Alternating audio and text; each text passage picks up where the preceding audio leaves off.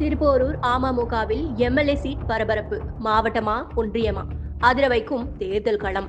திருப்போரூர் சட்டமன்ற தொகுதியில் 2026 தேர்தலை முன்னிட்டு அம்மா மக்கள் முன்னேற்ற கழக கட்சி வட்டாரத்தில் கடும் பரபரப்பு நிலவுகிறது.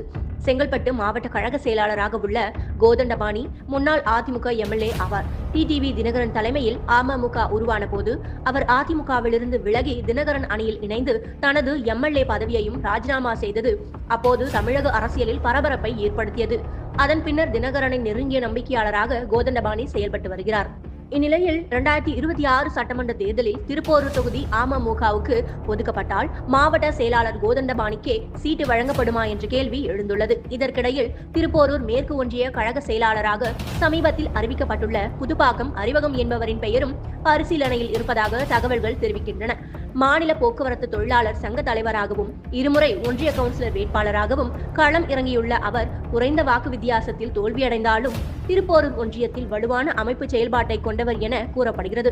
மாவட்ட கழக செயலாளர் கோதண்டபாணி எம்எல்ஏ வேட்புமனுவை தவிர்த்தால் அறிவகம் அடுத்த கட்டமாக களமிறங்க வாய்ப்புள்ளதாக கட்சி வட்டாரங்களில் பரபரப்பாக பேசப்படுகிறது.